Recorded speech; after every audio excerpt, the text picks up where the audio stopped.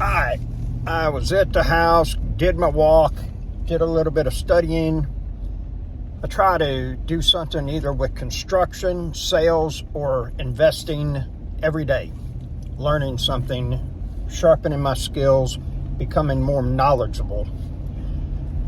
Now I'm headed to the job site, and I just got to stop in, check on things. I'll do a walkthrough video, and then I got to go to one of my places to do some work on it, and then come back, do an estimate at 3 p.m., and then sign a lease with a resident, renew, and got a rent increase on that. And I will end up having dinner at 7 p.m. tonight. So it's going to be a full day already. And here's the house now. Oh man, it's a gorgeous day. Feels great. Gary Johnson called me and said, "Hey, did you hit that snooze bar this morning?" And we got somebody that's interested in this place that will basically finish the painting, do the baseboard, and we're gonna rent it out. And better to have it cash flowing than no flow. Got that ancient dryer right there. It's kicking. Carla been cleaning drop cloths in there and everything. That's pretty cool. All right, we're done with that. Now we are headed out and got to go by Home Depot, pick up some stuff, and then go to the job site and do those repairs. Here we are. It's 6:20, and we're picking up some stuff at Lowe's to put on the job site tomorrow morning.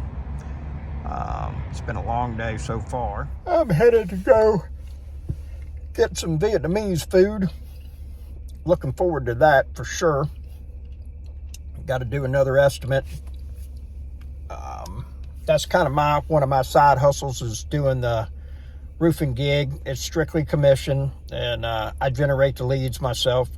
Do a lot of advertising on social media with everybody that I know. And it's lucrative. It's got good leverage to it. And what I mean by that is that it's worth my time. And so I always highly encourage people to get involved and, take massive amounts to start with, do pressure washing, cut grass, clean gutters, whatever it is, but just take massive amounts of action and start generating some money. And start doing research on different things that you can do to make money. And I am a huge proponent on getting involved with selling. I know it strikes fear in people quicker than anything.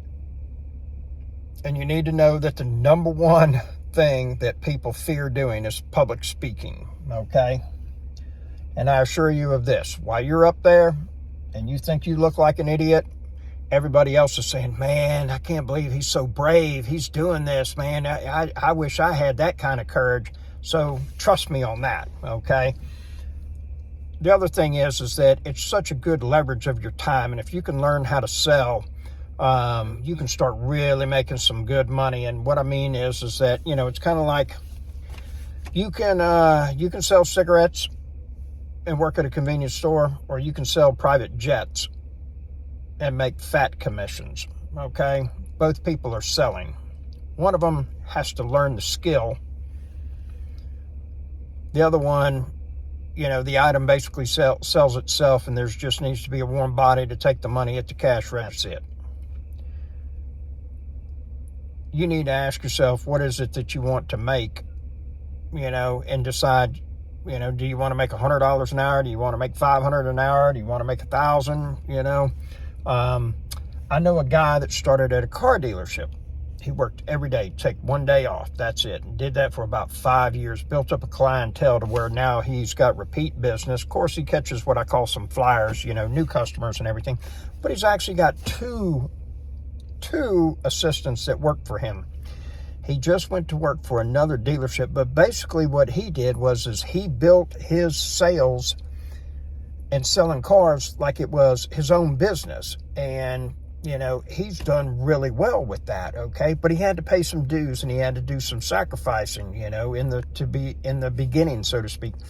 most people aren't going to do that. As soon as it's like, people are looking right now. Oh man, it's Friday tomorrow, 5 p.m. Whoo, I'm gone. It's Friday, it's the weekend, party time. Well, a lot of that stuff involves spending money, and that's money that you could be investing. That's money that you could be using to facilitate your ideal life. And the thing about it is that kind of sacrifice is what's needed. And, I talked to somebody about an hour and a half a couple weeks ago having to do with their situation. And I got mad respect for this gal. She's a hard worker, single mom, doing a good job with raising her kids, except for having to do with money. She was at a place and they sold it, and she doesn't have money to get a new place. So they're sleeping in a couch, sharing a room, or, sharing a house, something like that and everything. And, and I talked to her and I was like, hey, you're attractive, you're good looking, you should go to work at, a topless bar, keep your clothes on, but start slinging drinks, do cocktailing, make $500 a night, Friday, Saturday, Sunday, or whatever. And, in 90 days, you'll have $10,000, $15,000, start taking that money and invest in it. But, well, I don't think I'm that good looking. Okay, whatever, but go get a job waiting tables, that you're going to make some money at and everything, because she just ain't making a whole bunch with her daytime gig. And so what does she do? She door dashes. Mad respect for people door dashing, okay? Nothing wrong with it, except for you can only make a certain amount of money, okay? You door dash for 10, 12 hours. You're capped. You can only do so much, okay?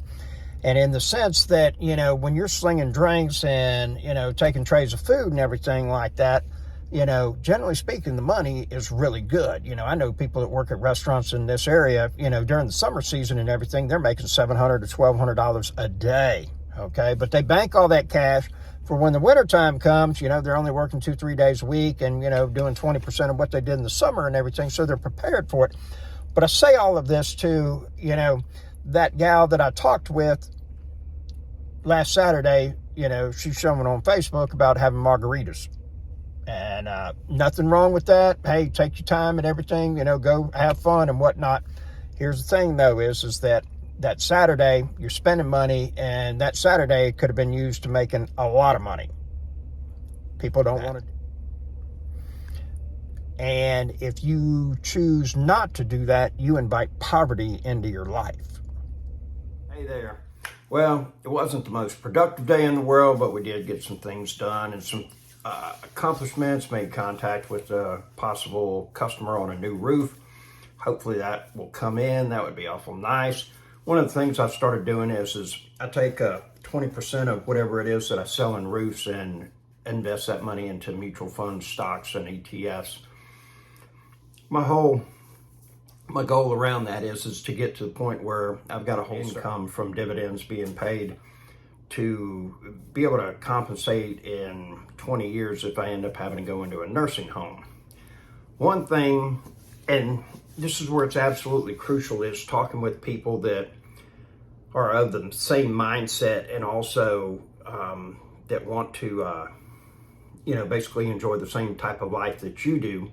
And I was talking with a friend, and they told me about, they knew that their father went down to, I don't know if it was Costa Rica, Mexico, or something, but said they had one Mac Daddy, pimpalicious adult home that he was living in for $1,900 a month, and said that there was virtually somebody there with him 24 hours in the room to help him with whatever he needed. The food was great. The view was awesome.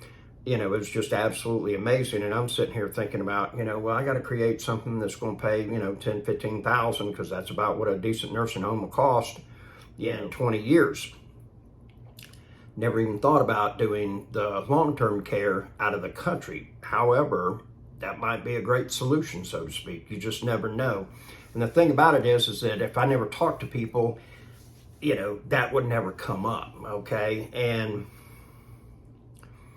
money is not bad. It's how we react to it that can make it bad or good, okay? And there's a lot of people out there that really have a hang-up concerning money. And if you talk about it, you're bad. Going after it, you're bad. If you want more of it, you're bad. And the thing is that none of those people ever grew up or none of those people, when I talk to them, have ever been in a situation where they've been around people that money's had a positive effect on their life in regards to, they grew up in a poverty-stricken household that the mindset was, we'll never have it, don't try for it, don't do anything, you're going to lose your money, put it in the stock market, you do this, you do that, all that kind of stuff. And the simple fact is that's not true, okay? It's always a possibility, but if you do nothing, you're certainly not going to get anything in the long run. So there you have it. But we're going to get this day wrapped up. I'll do the next video. Just let me know what you think about these things. If they're, if there's any value, if you're getting anything out of them, so to speak, and whatnot. So I appreciate it. I will start basically blue collar wealth video series this weekend for regular people like you and I on how to build wealth. Have a wonderful day.